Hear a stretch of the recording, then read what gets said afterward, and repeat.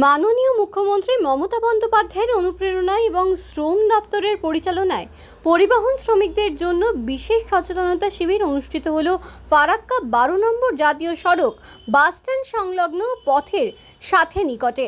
এই শিবির থেকে মূলত পরিবহন শ্রমিকেরা বিভিন্ন প্রকল্পের সুবিধা পাবেন বিনামূল্যে, যেমন পেনশন, ভবিষ্যৎ নিধি, মৃত দুর্ঘটনা, শারীরিক অক্ষমতার আর্থিক সহায়তা সহ একাধিক প্রকল্পের সুবিধা পাওয়া যাবে। আজকের এই কর্মসূচিতে উপস্থিত ছিলেন বহরমপুর জয়েন্ট লেবার কমিশনারের জিএলসি বিতান্দে, শামশেরগঞ্জের বিধায়ক অমিরুল ইসলাম, ফারাক্কার বিডিও জুনায়েদ আহমেদ, ফারাক্কা পঞ্চায়েত সমিতির সভাপতি নীলুফা ইয়াসমিন সহ অন্যান্য আধিকারিকগণ। আজকের এই শিবিরে এই প্রকল্পের এলাকার গাড়ি চালক সহ বহু শ্রমিক অংশগ্রহণ করেন। বেশ কিছু পরিবহন শ্রমিকদের এই প্রকল্পের সার্টিফিকেট প্রদান করা হয়। আজ সারাদিন এই শিবিরে শ্রমিকদের ফর্ম ফিল আপ চলবে বলে জানান আধিকারিকেরা। আজকের এই শিবির নিয়ে শামশেরগঞ্জের বিধায়ক ও আধিকারিকেরা কি প্রতিক্রিয়া দিলেন শোনাবো। ধন্যবাদ। যোজনা নিয়ে সকলকে সচেতন করবার জন্য, তাদের মধ্যে সচেতনতা প্রসারের জন্য আজকের এই ক্যাম্পের আয়োজন, আজকের এই শিবিরের আয়োজন। শ্রম দপ্তরের উদ্যোগে এখানে পরিবহন আর শ্রমিকদের নিয়ে একটা সচেতনতা শিবিরের আয়োজন করেছে। আমি ধন্যবাদ, অভিনন্দন আর কৃতজ্ঞতা জানাবো আমাদের ডিএলসি বহরমপুর শ্রী বিতান্দে মহাশয়কে এবং ডিএলসি জঙ্গিপুর বিশ্বজিৎ মুখার্জি মহাশয়, যে ওনারা আমাদের এই ফারাক্কায় পরিবহন শ্রমিকদের নিয়ে এইরকম একটা ক্যাম্পের ব্যবস্থা করেছেন। পাশাপাশি আজকের এই ক্যাম্পে উপস্থিত আছেন আমাদের ফারাক্কা বিডিও জুনায়েদ আহমেদ সাহেব এবং ফারাক্কা পঞ্চায়েত সমিতির সভাপতি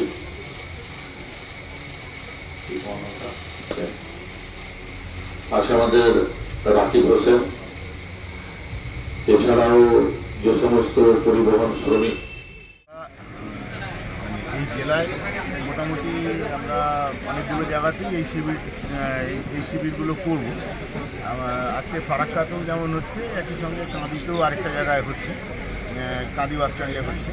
তো আমরা এখানে যেটা করছি সেটা হচ্ছে যে মূলত ওই বাস স্ট্যান্ড বেছে নেওয়ার কারণ হচ্ছে যে এখানে পরিবহন শ্রমিকরা বেশি থাকে এবং পরিবহন তো অত্যন্ত ঝুঁকিপূর্ণ পেশা, আপনারা সবাই জানেন।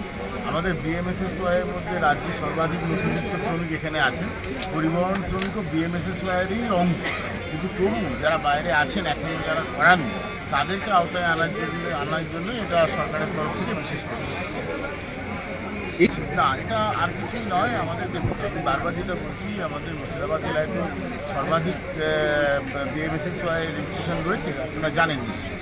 প্রায় 19 লক্ষের মতো শ্রমজীবী মানুষ যুক্ত রয়েছে, পরিবহন শ্রমিকরা বহু সংখ্যায় যুক্ত রয়েছে। কিন্তু তবুও যাতে করে কেউ বাদ না থাকেন, মানে যারা বাদ আসেন কোনো কারণে, বাইরে ছিলেন, জানেন না, কোনো কারণে করেননি, মানে আলস্যবশতই করেননি, মূলত তাদের আনার জন্য আমাদের এই প্রচেষ্টা।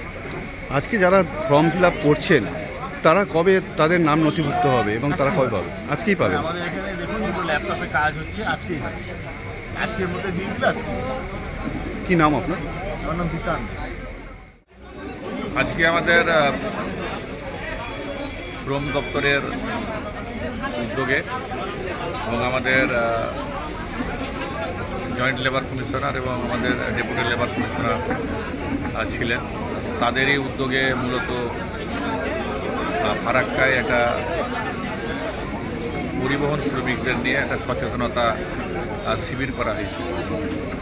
আপনারা জানেন যে মাননীয় মুখ্যমন্ত্রী শ্রীমতী মমতা বন্দ্যোপাধ্যায় 2020 সালে বিনামূল্যে সামাজিক সুরক্ষা যোজনা চালু করেন, সম্পূর্ণ বিনামূল্যে, বিনা পয়সায় অসংগঠিত ক্ষেত্রের শ্রমিকদের জন্য, নির্মাণ শ্রমিকদের জন্য, তেমনি পরিবহন শ্রমিকদের জন্য।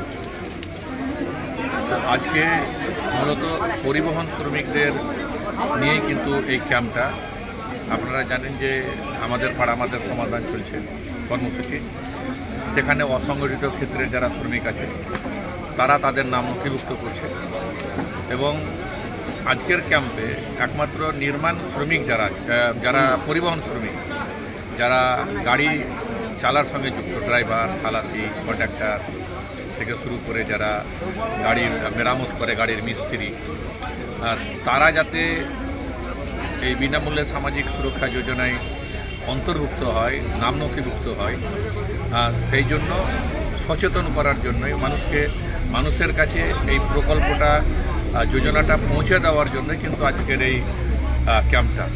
দেখছেন যে অনেকেই পরিবহন শ্রমিক এখানে এসছে, তারা তাদের নাম নথিভুক্ত করছে উৎসাহ উদ্দীপনার সঙ্গে।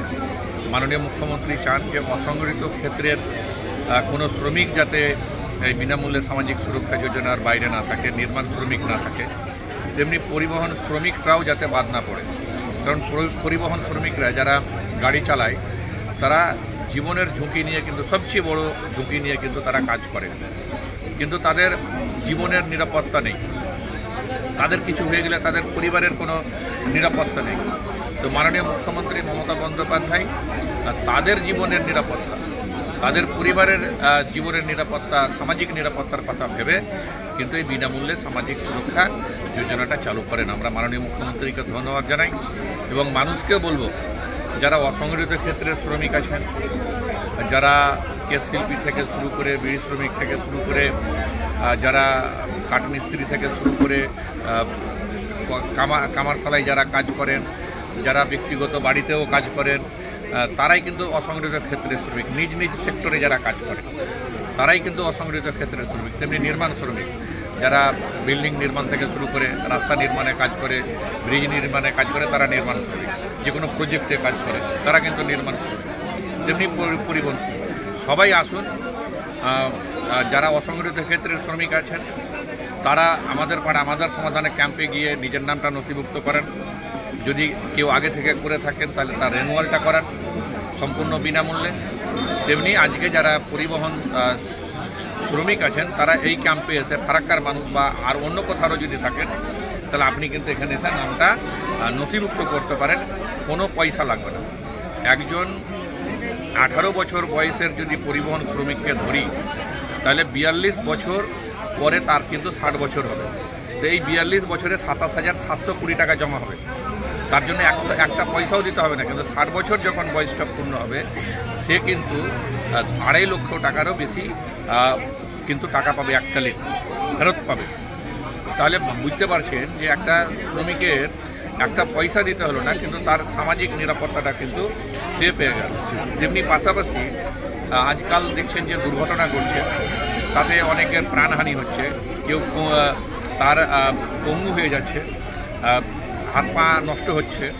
তো সেই ক্ষেত্রেও কিন্তু দুর্ঘটনা কবলে যদি মারা যায় দুর্ঘটনাজনিত কারণে, তাহলে কিন্তু তার 2 লক্ষ টাকা তার পরিবার পাবে। স্বাভাবিক মৃত্যুতে 50,000 টাকা পাবে। আবার দুর্ঘটনাজনিত কারণে যদি ও অঙ্গহানি হয়ে যায় তাহলে 1 লক্ষ টাকা, 50,000, 2 লক্ষ টাকা কিন্তু পাবে। এরকম একটা সামাজিক নিরাপত্তার ব্যবস্থা কিন্তু মাননীয় মুখ্যমন্ত্রী তার পরিবারের জন্য করেছেন, তার জন্য করেছেন। এবং শুধু তাই নয়, সে কিন্তু 60 বছর পরে একটা পেনশন পাবে এবং সে যদি মারা যায়, পেনশন চলাকালীন যদি সে মারা যায় তাহলে তার পরিবার কিন্তু পেনশনটা পাবে। এইরকম একটা সুন্দর স্কিমের আওতায় আমরা চাইব যে প্রত্যেকটা পরিবহন শ্রমিক আসুক, নির্মাণ শ্রমিকরা আসুক এবং তাদের জীবন এবং তাদের পরিবারের সামাজিক নিরাপত্তাটাকে সুনিশ্চিত করে।